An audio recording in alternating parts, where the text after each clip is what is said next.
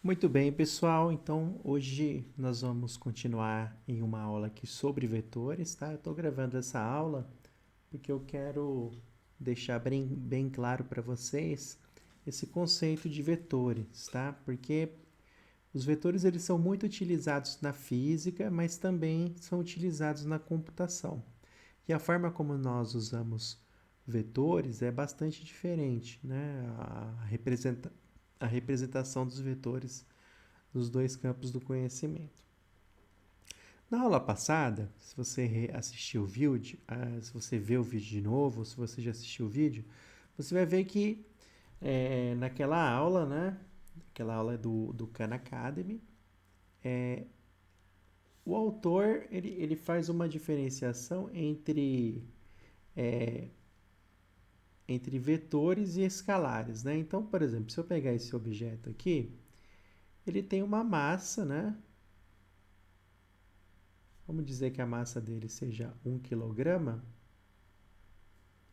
E essa massa ela está totalmente representada por essa informação, que é esse valor aqui, 1, né? Mais a unidade. Agora, se ela, por exemplo, estiver sujeita à aplicação de uma força, vou aqui desenhar uma força na horizontal, uma força que eu vou chamar aqui de F.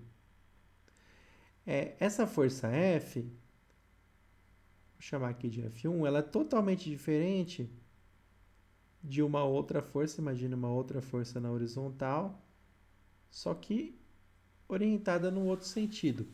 Obviamente, se essa caixa não estiver presa ao chão e for possível puxá-la ou empurrá-la, essas forças vão produzir efeitos muito distintos no movimento da caixa. Então, claramente, a gente pode ver a partir dessa figura que a força 1 é diferente da força 2, né? Apesar de serem duas setas, né? Dois vetores aqui com o mesmo tamanho.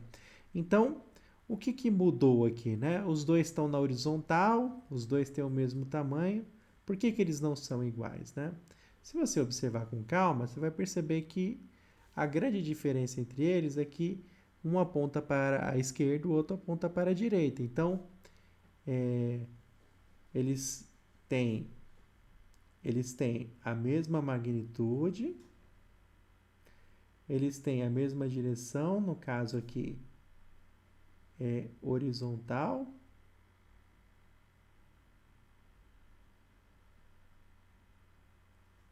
mas eles têm sentidos opostos, tá?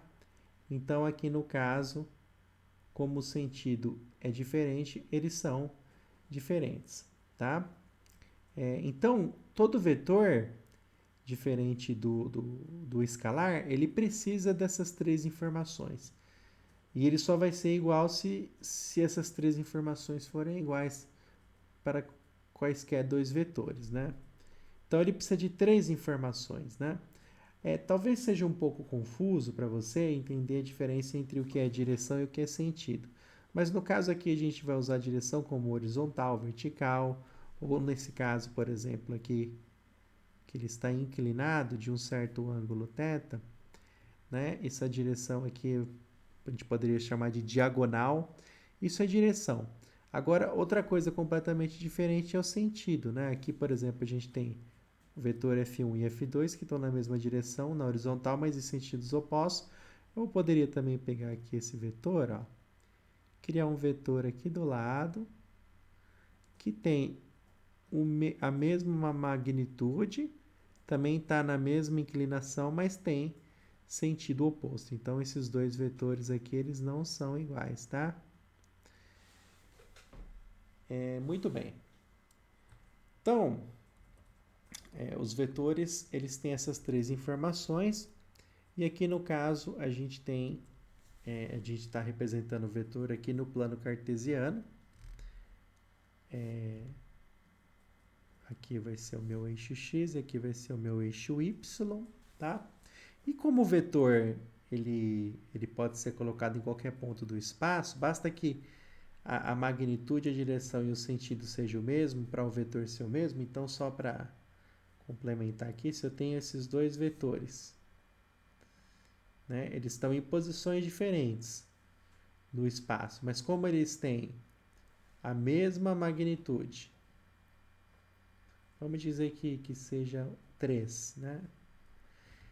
Eles têm a mesma magnitude, eles estão inclinados em relação horizontal do mesmo ângulo θ. Né? Estão orientados de baixo para cima. Então, eles são o mesmo vetor. Né? Esses dois aqui são o mesmo vetor. Então, eu posso pegar o vetor e colocar ele na origem de um sistema de coordenadas. Né? Não tem problema nenhum em fazer isso. E por que é importante fazer isso? Né? Quando eu coloco um vetor na origem do sistema de coordenadas, eu quero que você preste atenção no significado desse pontinho aqui, ó. Olha só. Vamos dizer aqui que esse pontinho aqui é o 2, 2, tá? Vocês já devem conhecer como funciona o sistema de coordenadas, né? Ele tem uma coordenada x e uma coordenada y. No caso aqui, esse é o x e esse aqui é o y, né? Imagina que seja 2, 2. Quando a gente tem um vetor e quando a gente tem um pontinho no espaço, eles parecem que significam a mesma coisa, né? Se você olhar, eu poderia tanto dizer que o vetor é isso aqui, ou eu poderia representar o vetor com essa seta. As duas formas de representar o vetor são equivalentes, tá? E esses dois números aqui, eles têm um significado muito importante quando eu penso no vetor dessa maneira aqui, né? Qual que é o significado? Se eu fizer aqui uma reta imaginária e desenhar aqui um outro vetor aqui, fizer a mesma coisa na horizontal aqui e desenhar um outro vetor aqui também, né? Esses dois vetores aqui, eles têm tamanho 2 e 2, né? E por eles estarem no eixo x e y, a gente chama esses dois vetores de componentes desse vetor aqui, né? Então, eu vou dar um nome para esse vetor, eu vou chamar esse aqui de vetor A. E aí, essas componentes aqui, elas vão ser... Deixa eu só apagar para não ficar muito poluído para você. Então, vou apagar isso, vou apagar isso aqui também.